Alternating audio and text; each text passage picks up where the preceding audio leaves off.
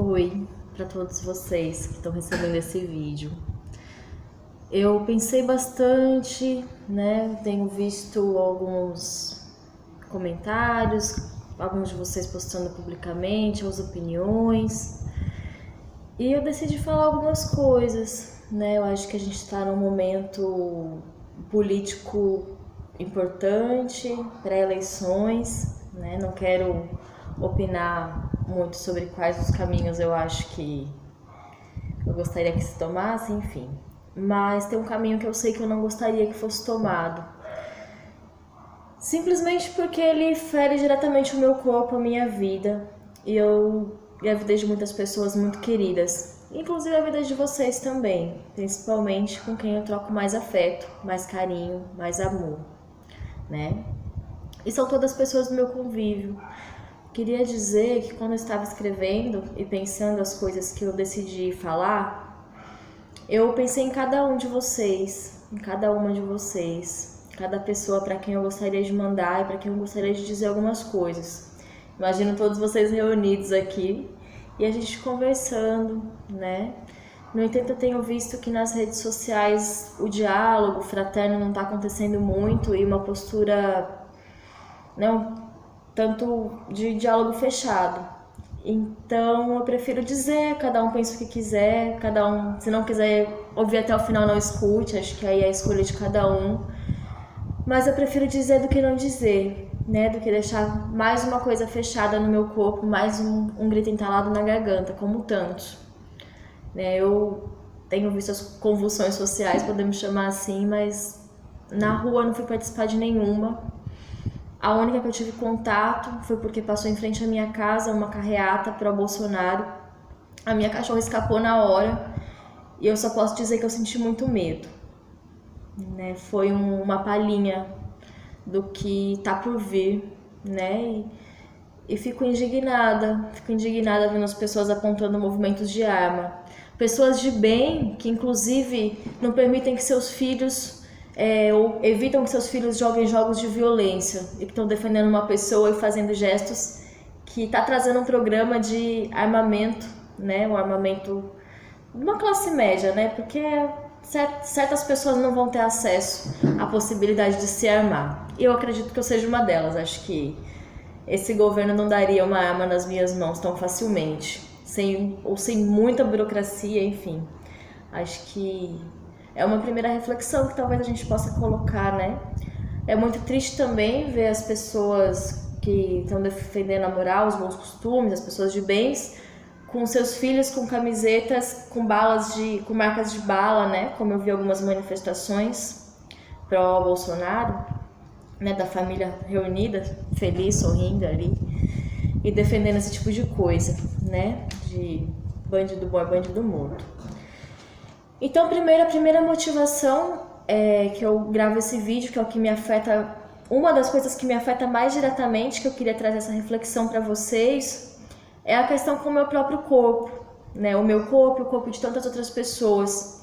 A gente vê um discurso que fala contra a ideologia de gênero, né? Que gênero e sexualidade não pode ser ensinado na escola. Mas eu vejo pessoas falando isso, pessoas que não têm pudor nenhum em fazer piadas com gays, com travestis, com lésbicas, né? Que defendem que a gente não pode ensinar respeito na escola, mas também não ensina em casa e o máximo que chega é eu respeito, eu não tenho preconceito, mas na minha casa não. Foi assim que eu cresci, foi assim que eu escutei por bastante tempo, né? Em casa não tinha preconceito, mas sapatão dentro de casa não podia, nem bicha, nem nenhuma dessas coisas, né? O meu filho não. Então eu tive essa educação sem ideologia de gênero eu tive dentro da minha casa. Na escola nunca me disseram nada, né? Tem uma coisa da diversidade, mas eu não lembro, né? Tive, vocês sabem, né? Acho que as pessoas para quem eu tô enviando esse vídeo sabem que eu tive pai, mãe, uma família heteronormativa, como a gente fala, branca, de trabalhadores, e não tinha nenhuma referência gay dentro da minha família, né? No entanto, também não foi uma escolha. Eu acho que quando eu resolvi me relacionar com uma mulher foi porque eu me apaixonei, né? E quando eu resolvi ficar com outras também foi porque eu senti alguma atração. Ainda que não tenha deixado de ter o gosto pelos homens também, né? Então, se fosse pra gente se enquadrar em alguma daquelas letrinhas, né, que é cheio das letras, eu estaria ali no B, né, no bissexual. Ainda que eu acho complicado, enfim, mas vamos se enquadrar ali, já que querem colocar a gente em caixinhas. E aí, uma das motivações, como eu estava dizendo, né, para eu gravar esse vídeo é isso. Meu corpo, o meu modo de ser, o meu modo de amar e de me relacionar, que podem dizer que não tem nada a ver com política, com economia, com nada disso, mas tem. Ele é ofensivo a um setor que está com a possibilidade de chegar à presidência, a um setor que está defendendo estupro corretivo. Então, o meu corpo ele é ameaçado, né? A gente tem um candidato a governo que está querendo que está legitimando esse discurso de violência. E eu não acho que eu preciso de ser estuprada para aprender a gostar de rola, porque eu gosto também. E acho que nenhuma das colegas, das amigas, das familiares, das pessoas que gostam, né, de mulheres que gostam de mulheres, homens que gostam de homens, precisam de tomar porrada, de serem estupradas, de qualquer tipo de medida violenta que agrida o próprio corpo, para que aprendam a gostar do oposto, do que reproduz. Né? Então, para começar, onde eu chego, esse corpo já é ofensivo para essas pessoas e talvez para vocês também, para quem eu envio. Mas é esse o corpo que eu tenho, né? E como diz uma revolucionária, o meu corpo é um campo de batalhas. E eu estou usando ele aqui para fazer esse vídeo, para gravar um pouco das coisas que eu penso. Por que eu digo que aumenta o medo, que aumenta, né, que eu senti esse medo de ir na rua nessa passeata? Me remeteu a um período que, nos meus momentos de lazer, quando eu frequentava alguns lugares que pessoas LGBT frequentavam, principalmente mais na adolescência, enfim, a gente tem que estar sempre alerta. A gente nunca pode sentar e tomar uma cerveja tranquilamente como uma pessoa heteronormativa, enfim, tranquila, né? Num lugar mais elitizado. Sempre precisa você estar atento aonde você está, porque o seu corpo pode sim ser alvo de violência. E para quem diz que eu estou exagerando, eu sou uma pessoa branca, sou uma mulher, sou, né, um visual classe média, não circulo por lugares, somente lugares elitizados, circulo por vários tipos de lugares. E só para vocês entenderem um pouco do que eu tô falando, teve um Réveillon que eu tava na praia com alguns amigos de infância, vários homens, né, e eu tava de um vestido lilás, não tava ficando com ninguém, tava só curtindo o Réveillon, feliz ano novo pra todo mundo se abraçando, tinha uma amiga junto comigo também, nós duas estávamos super mocinhas, chegou um cara gigantesco, um desses que eu tô vendo nas fotos aí, né, um dos defendendo a tortura, rasgando a placa de Marielle Franco, que foi assassinada por lutar contra os direitos humanos, assassinada, gente defendendo tortura das pessoas que lutam por mais direitos. Mas enfim, tava contando essa situação para vocês que eu nunca falei, né? Acho que agora a gente pode falar, a gente precisa queimar alguns armários, então é para isso que eu tô fazendo esse vídeo. E aí chegou um cara, um cidadão, né, de bem, provavelmente, defendendo a moralidade, a decência, a família, deu um tapa nas minhas costas na praia. Eu estava tomando uma cerveja, encheu a mão e deu um tapa e falou: "Você, mulher, aprende a gostar de homem". Aquele tapa não doeu só nas minhas costas, ele doeu na minha alma, ele doeu no ser quem eu sou e ele me dói até hoje. É como se tivesse uma mão nas minhas costas até hoje, gritando comigo. No Réveillon, né? É uma coisa que eu carrego. Não é mimimi, né? Foi uma situação, não vou... Tantas vezes que eu já corri, tantas vezes que eu já fui ameaçada. Enfim, não necessariamente por estar com outra mulher me relacionando ou no espaço, né? Mas simplesmente por ter esse visual, simplesmente por defender as coisas que eu defendo. enfim, que a gente está perto de um momento de que essas coisas não vão mais poder nem ser faladas, né? Pelo que me parece. Tenho visto um pouco isso, o discurso da decência, que falar dessas coisas é indecente, de que amar em público é indecente.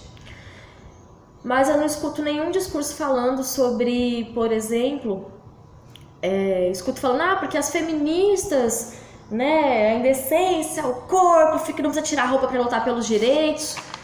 Mas eu não vi nenhuma dessas pessoas criticando, por exemplo, a pornografia, o tráfico de pessoas, o tráfico de mulheres, inclusive, o tráfico de crianças, né, que prostituem. Inclusive, eu escuto essas pessoas falando não, né? Mas a gente sabe do consumo da pornografia, né? A gente sabe que a gente é um dos países, eu posso mostrar pesquisa se vocês me procurarem, que a gente é um dos países que mais consome pornografia no mundo. E nós somos o país que mais mata mulheres travestis e transexuais no mundo. É o país que mais procura essas mulheres, é o país que mais mata. E é o país que está defendendo, nesse momento, esse discurso de ódio, né? Se vocês matarem ou legitimarem a morte de todas as travestis que vocês conhecem, ou já se relacionaram ou já procuraram, né? Talvez acabe um pouco essa parte da pornografia para vocês. Desculpem a ironia, mas é um pouco difícil lidar com essa questão. Para mim, pelo menos. Outro ponto, né, que eu tenho ouvido falar muito sobre contra a educação sexual na escola, contra a erotização das crianças. Eu acho que a proposta nunca foi essa, né? Não tô falando enquanto petista, porque eu nem sou, não tô falando... Enfim, mas quando a gente fala de educação sexual desde a infância, a gente fala, por exemplo, de ensinar as meninas que ninguém pode encostar no corpo delas se elas não quiserem. Né? Talvez se eu tivesse tido essa educação na escola, eu não teria tido um namorado, homem de bem, muito benquisto, trabalhador, super querido, que me estuprou durante muito tempo. E talvez se eu tivesse tido essa educação, nas primeiras vezes que eu dizia que eu não queria, o que era para parar, talvez eu teria conseguido falar com alguém, né? Mas olha quantos anos eu estou conseguindo colocar isso a público, trazer isso à tona, para usar o meu corpo, um pouco das minhas vivências, para exemplificar para vocês o projeto de sociedade, o projeto de Brasil que vocês estão defendendo, né? Então, trago um pouco isso, né, para pensar essa educação moralista, militar, rígida, né, da ditadura militar, né, e que a gente sabe que foi um dos períodos que mais torturou, que mais estuprou mulheres, né? A gente tem o candidato reverenciando um torturador, reverenciando um cara que colocava ratos na vagina de mulheres, por exemplo, né, e outras torturas que eu não quero nem falar porque me faz muito mal. Inclusive, nas minhas reflexões para gravar esse vídeo, uma das primeiras coisas que veio foi exatamente essa conexão, né, entre o reverenciar a tortura, né? Eu escutei de uma pessoa, algumas pessoas, né, de vocês que eu estou vendo esse vídeo, falando, mas é só andar na linha que tá tudo bem, que não vai ser torturado, que não vai ser preso. Acontece que essa é uma linha que eu não quero andar. Essa é uma linha que eu já estou fora, pelo simples fato de defender algumas posturas, de defender um projeto de sociedade que não se encontra com esse que está aí colocado por esse candidato, né? Por Jair Bolsonaro e seus apoiadores, né? Dentre eles vocês. Nessa época, né, eu me relacionei com uma mulher durante 2 anos e meio. E nessa época eu era uma militante, né, lutava por várias causas sociais. E a minha companheira ela tinha sua militância também, mas não tão intensa quanto a minha. E eu posso dizer para vocês que de tudo que eu estudei sobre a ditadura militar, de tudo que eu via, né, porque a gente teve momentos, sim, recentes no Brasil. Temos a polícia torturando, perseguindo, estuprando mulheres, e eu morria de medo. Eu tinha muitos pesadelos, muitos sonhos relacionados a isso, né? Que por conta da minha postura de de lutar pela educação, de lutar pelos direitos sociais, por moradia, lutar pelo direito, né, das pessoas LGBT, pelo direito de trabalhadores que poderiam usar a minha companheira, a pessoa com quem eu estava dividindo o meu cotidiano, a minha vida, para me fazer mal. E o meu próprio corpo também. Mas me aterrorizava a possibilidade de que pudessem fazer algo por ela, com ela, né? Por ela não. Para me afetar e para me perseguir, enfim. Então, essa coisa da ditadura, ela ainda vive, ela ainda é muito viva no nosso cotidiano. Queria trazer um pouco para vocês essas reflexões. E se para vocês tudo bem, bem.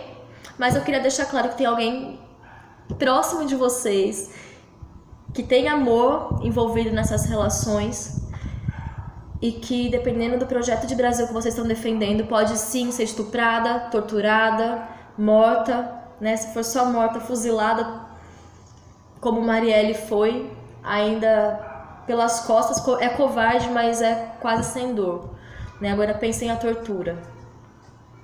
Enfim, eu espero escapar dessa, eu espero escapar viva e sem ser torturada. Mas se o projeto de Brasil que vocês estão defendendo continuar, eu vou continuar lutando, né? Porque a minha existência não vai deixar de ser como ela é. Não vou deixar de lutar pelos direitos humanos, pelo fim dos preconceitos, pelo direito de amar quem eu quiser, pelo direito de construir o meu corpo como eu quiser, não só eu, mas todas as pessoas, pelo direito de falar, pelo direito da arte. A gente tem artistas sendo presos em meio de peças de teatro, né? Como acontecia na ditadura militar. Enfim.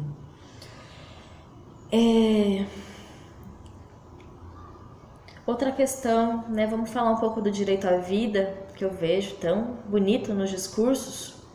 Só que ele não bate com algumas estatísticas, por exemplo, das mulheres que tentam abortar ou que abortam das formas mais terríveis, né? Acho que defender o aborto ou não é uma questão que está colocada. Eu acho que abortar ninguém quer tirar, né? As pessoas tiram por várias questões da vida e porque o direito de viver também não é garantido. E muitos de vocês sabem o quanto é difícil criar um filho, o quanto é difícil garantir a sobrevivência de um filho, principalmente se esse filho não se adequa aos princípios de normalidade que nós temos. Né? A gente não tem uma creche, uma escola que dê conta, um sistema de saúde que dê conta, a gente não tem. Né? Então, o nosso direito de tirar não é garantido, mas o nosso direito de criar e ter uma educação, uma formação plena para essa criança, até a vida adulta, até o emprego, até uma universidade também não está garantido. Né? Então, é isso. Eu acho que nenhum dos dois direitos está garantido. E acho que é importante pensar, né, um tema difícil de falar, mas que quando a gente fala em descriminalizar um ato que é praticado, e não é por um tipo específico de mulher não, né? Eu trabalho nessa área, eu já militei também, né, junto com mulheres, e não são poucas as adolescentes que são, vamos dizer, estupradas pelos namorados, que engravidam sem querer, já escutei adolescente engravidar na primeira relação. São evangélicas, são católicas que vão na missa, que vão ali vão lutar pela campanha da fraternidade, levar alimento na favela, essas coisas todas.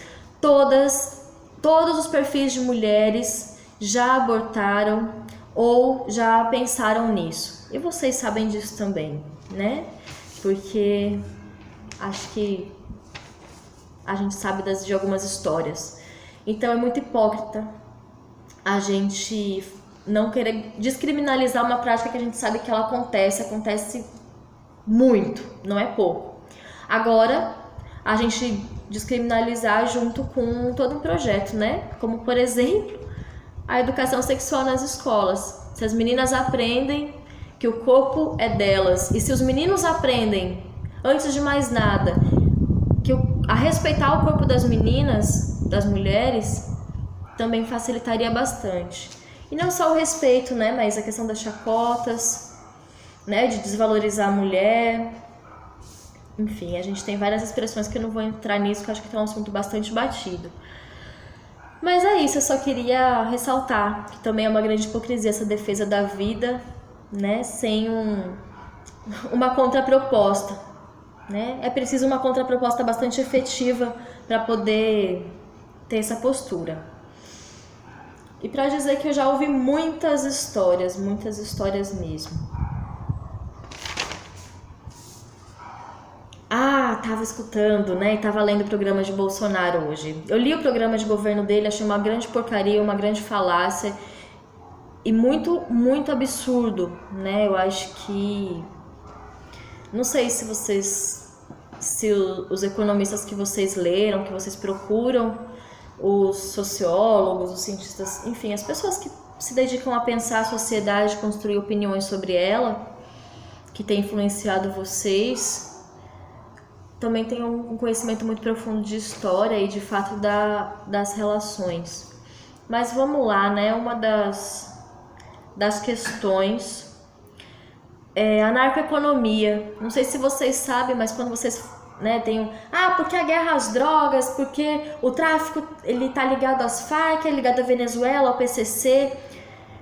Mas quando a gente fala de narcoeconomia, né, posso falar um pouco mais se alguém me procurar, para entender que existe toda uma rede, e que uma rede que ela não é só do traficante, do moleque preto pobre da favela, do aviãozinho, né, desses traficantes que a gente fica sabendo, desse cara que manda matar a mãe do outro, que manda buscar. Esses caras não são os grandes traficantes, né? Acho que um helicóptero cheio de cocaína atravessando aí de rolê pela América do Sul, ligado a uma grande figura liberal brasileira, o Aécio Neves, né, o Helicoca, como foi apelidado, expressa um pouquinho de como se organiza essa economia do tráfico, que não é só os pretinhos da favela, não é só o pessoal da biqueira que está relacionado. Existe toda uma rede muito maior, uma rede bastante consciente, que interliga políticos, grandes empresários, interliga o exército, interliga as milícias, a polícia. Sem polícia, sem Estado, não tem tráfico. Tá? A guerra às drogas é uma grande mentira e movimenta milhões e milhões. A indústria bélica, inclusive, tá junto, enfim. Tem toda uma rede aí. Não sejam tão ingênuos em achar que tem um setor específico, as Farc, enfim, ligados aos comunistas. Isso não bate. Inclusive, tem vários estudos muito sérios descrevendo como a economia do tráfico ela acontece a nível internacional e como que os governos estão intimamente ligados. Uma grande prova disso é nosso grande mineiro aí, Aécio Neves, né? Eu estava lendo dentro do programa do exímio candidato que vocês estão defendendo, uma das coisas que ele diz é sobre manter as pessoas presas sem direitos e reduzir a maioridade penal. Nós já somos o país, né, depois dos Estados Unidos, que mais encarcera pessoas. Eu tive a oportunidade de estar no presídio, de fazer uma atividade lá, e tenho amigos que trabalham no presídio.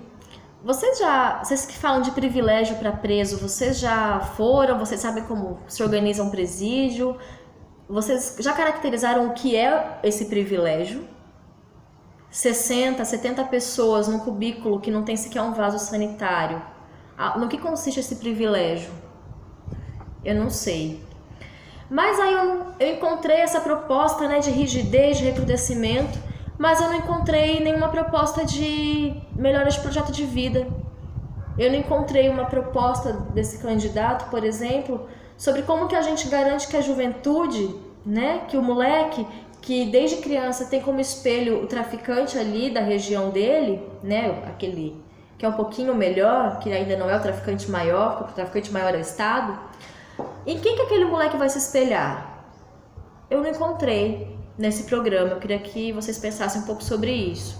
E trago um elemento que é um pouco do que eu tenho vivenciado nos meus trabalhos, como por exemplo a capoeira, né? O meu mestre de capoeira, chamo de mestre porque é um mestre, na vida reconheço dessa forma, ele trabalha há 30 anos com capoeira e não lhe faltam histórias de como ele, ao se tornar referência a partir da capoeira dentro das periferias, ele consegue provocar reflexões nas crianças e em jovens que buscam construir um projeto de vida diferente daquele que o tráfico aponta, né? Que existe uma margem de possibilidade, porque também para preto pobre nesse país não é tão fácil a ascensão social, né? A meritocracia não funciona tão bem como vocês acham que funciona, porque se funcionasse a gente não teria a quantidade de desempregados que a gente tem, né? A gente não teria, quando você vê um anúncio de emprego escrito pessoa de boa aparência, né? E não é todo mundo que pode comprar maricá, e não é todo mundo que pode usar produto Jequiti ou qualquer outra coisa para deixar um cabelo mais bonito, né? O black não é valorizado, o cabelo crespo, tem todo um perfil que é pedido para emprego. Então tem um setor da população bem grande no Brasil que está fora da boa aparência. Então a meritocracia não é muito legal com essas pessoas. Mas aí deixo para vocês refletirem um pouco mais, né? E pensarem quais são as possibilidades de construção de projeto de vida. Porque se eu quero evitar a cadeia, eu preciso construir uma outra vida, um outro projeto. Preciso ter alguma coisa que me traga sentido para o meu existir.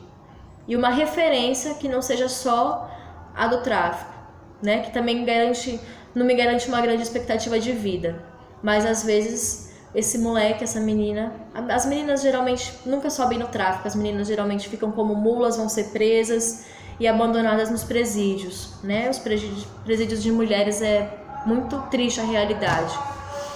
Porque para as mulheres não tem... Homens não são aliciados para entrarem nos presídios para garantir tanto a sexualidade quanto o consumo de substâncias ou os celulares, enfim. Mas não sei se vocês já pensaram um pouco sobre essas diferenças, né? E aí eu questiono também, né, diminuir a maioridade penal. Aí, o coitadinho... Não, mas e aí? Com qual proposta? Pra gente encarcerar mais pessoas.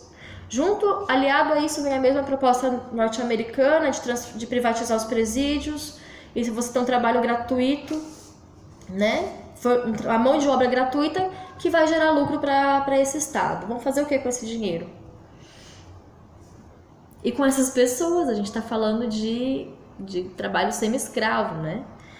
Precisamos castigar. Tá, vão ficar presos para sempre. Prisão perpétua e pena de morte. Né? Acho que esse recrudescimento pode ser visto um pouco, né? Acho que em certa medida com a lei seca, né? Que trata o sujeito que bebeu uma lata de cerveja e precisou sair naquele dia, foi um deslize. Da mesma forma que trata o sujeito que todos os dias enche a cara, pega o carro, chega em casa, enche o saco da mulher, enche o saco dos filhos, bate na mulher, chuta o cachorro e depois vem falar de família tradicional, né? E postar foto sorrindo nas redes sociais. Trata do mesmo jeito todos os tipos de pessoas, né? Então acho que fica um pouco essa reflexão também. É esse o tipo de lei que vocês estão defendendo. Manter as pessoas presas, independente do delito que elas cometeram, independente das possibilidades de vida que elas tiveram, né? Não sei se nosso candidato vai mandar prender as pessoas da família dele, né? Eu não sei se incitar a tortura continua sendo um crime, como o filho ou algum parente, né? Porque tem uma grande Bolsa Família ali, dessa família Bolsonaro, né? Filho, é sobrinho, enfim, só a fraquejada que não tá lá. Mas tem uma Bolsa Família aí que movimenta milhões, né? Inclusive, acho que veio um escândalo agora de sonegação de imposto. Parece que o discurso não se adequa muito à prática, né? Esse discurso rígido. Para quem que ele vai servir? Vamos falar um pouco agora. Eu queria trazer também a discussão do patriotismo, né? De fortalecer esse sentimento nacional. E aí eu questiono também os economistas do Jornal Nacional, da Veja e outros aí, grandes produtores do conhecimento, né? Que vem com essa avaliação, né, de como a privatização é boa, Estado mínimo. Cara, a proposta que, pelo que eu vi dentro do programa de Bolsonaro que eu tava vendo, é isso, é Estado mínimo, né, e privatização máxima. E aí vender as empresas estatais, a gente teve um exemplo, né, Fernando Henrique, Lula também deu uma privatizada desgraçada, Dilma continuou, a gente teve uma grande expansão da terceirização também no governo PT, né? A gente tem o enfraquecimento do Estado também, não estou defendendo nem passando um pano, mas aí vem essa proposta, né? Vamos privatizar o pré-sal, o que falta, né? E aí ontem mesmo eu discutia com algumas usuárias do CAPES sobre o preço do gás, o preço da gasolina, né? Gente, vocês acham mesmo quem vai comprar as empresas estatais brasileiras? Que isso vai fortalecer o nacionalismo, né? Fortalecer essa nação, né? Se a gente tem, por exemplo, a educação sendo vendida para uma multinacional, né? Um tubarão da educação, eu não lembro o nome agora, me fugiu. A burguesia brasileira não dá conta de comprar as estatais brasileiras. Isso não é patriotismo, isso é política entreguista para o capital internacional. E aí vocês estão aí criticando os investimentos em Cuba, Venezuela, né, inspirados por essa xenofobia estúpida, esquecendo que quando a gente vai lá fora, né, eu nunca fui para a Europa, mas a gente sabe que a xenofobia está sendo um dos grandes problemas da crise, né, que a xenofobia é essa aversão ao estrangeiro. E aí quando vocês têm essa postura estúpida com relação a Cuba, Venezuela, como se o povo cubano, o povo venezuelano, o povo boliviano fosse o reflexo do seu governo, né, enfim, vocês estão esquecendo que quem vai comprar as estatais brasileiras não é a burguesia brasileira e nem vocês. É o capital imperialista, são as grandes multinacionais estrangeiras, né? Estados Unidos, Alemanha, os países que têm dinheiro para isso. A burguesia brasileira não, a gente ainda é um país do terceiro mundo, né? Colonizados, que acha que está no caminho da colonização. Às vezes tem achar que é um pouco colonizador, mas não é não. Nós sofremos ainda as influências do colonialismo. Se alguém quiser saber, sei lá, conversar um pouco mais sobre isso, também não conheço muito, não sei falar muito, mas fica a reflexão. Enfim, aí a gente vai deixar de injetar dinheiro em Cuba, Venezuela e vai passar a injetar dinheiro nos Estados Unidos, na Alemanha, na Inglaterra, enfim. É só um deslocamento de verba internacional que vocês estão defendendo. Mas eu estou super aberta, se alguém quiser me explicar economicamente como que é essa proposta aí de venda, eu estou super aberta. Para falar um pouco de outras coisas também que vem, né? Proposta de educação desse candidato, desse miséria, vou dizer assim, como é um termo usado aqui na Paraíba. Ele propõe a educação das populações do campo que seja à distância, né? Acho que muitos de vocês, inclusive, moraram, né, na roça, moraram na área rural e sabem da dificuldade do acesso que hoje ainda existe. E aí, ao invés de promover o acesso dessas pessoas à educação, desde a educação básica até a educação superior, a proposta é que fiquem ali isolados mesmo, que não vão até a escola e que aprendam de alguma forma à distância. Se vai ser por correspondência, ele vai botar internet no campo, no Brasil inteiro, eu não sei, porque não descreve a proposta, só me diz que população do campo, educação à distância, então, por conta do difícil acesso. A via não é construir acesso, é isolar mesmo. E aí a gente volta ao feudalismo, né? A gente não teve feudalismo no Brasil, mas a gente se espelha. Enfim. Outra coisa, né? O fim da demarcação das terras indígenas. O que vocês pensam sobre isso? Vocês já pensaram que a gente é um povo que foi construído na base de extermínio de indígenas, genocídio, né? Os europeus vieram e fizeram isso. Roubaram as terras, demarcaram as terras, entregaram a quem achava ali, quem tinha alguma posição de poder já. Chamaram aquilo de propriedade privada, assim nasce essa propriedade privada no Brasil. Estupraram as indígenas, tentaram escravizar, mas não rolou muito, né? Trouxeram o povo africano para cá, escravizados também, a gente tem isso. Depois imigração, enfim, temos esse processo todo que eu não vou ficar descrevendo. E aí a gente tem um candidato que propõe que aquelas pessoas que estavam aqui, aquelas etnias que estavam aqui nesse solo e que foram dizimadas, tiveram sua cultura esmagada e até hoje é esmagada, ele propõe esmagar de vez. Acabou a farra até para os indígenas, não vai ter mais terra indígena, não tem mais demarcação, né, que a gente vê que já não é respeitado, né, a gente viu, por exemplo, as usinas, né, Belo Monte, por exemplo, foi... E é isso, fim de demarcação de terras indígenas. Voltando a 1500, ao genocídio, né? Isso chama genocídio. E aí, para finalizar, não vou finalizar com a saúde, mas para falar um pouco da demarcação de terras, né? Aí vem o MST, que eu vejo esse discurso que parece que o MST vai vir acampar na porta da minha casa, vai vir acampar na chácara que eu passei anos e anos juntando para construir, para comprar no meu pedaço de terra. Quando eu nunca peguei para ler o que é o programa do MST. Eu também não peguei, mas tive algum contato, né? E aí eu nunca parei para pensar sobre, por exemplo, que o MST é o único setor que defende, único não, né? Mas é um setor muito expressivo na agricultura familiar, na produção e na discussão sobre a produção de alimentos e na produção de alimentos orgânicos. Enquanto a gente tem, esse não é Bolsonaro, mas foi o Alckmin, né? Que disse que agrotóxico é remédio. Quando a gente sabe que os agrotóxicos que são proibidos lá na Europa, lá fora do Brasil, eles são permitidos aqui no Brasil, né? A gente tem a Monsanto, que é uma das grandes produtoras, ganhando espaço, ganhando território. E aí os transgênicos também. E no programa do excelentíssimo candidato que vocês estão querendo votar, também está constando isso. Exatamente isso. O fortalecimento do agronegócio. O agronegócio que a gente está falando é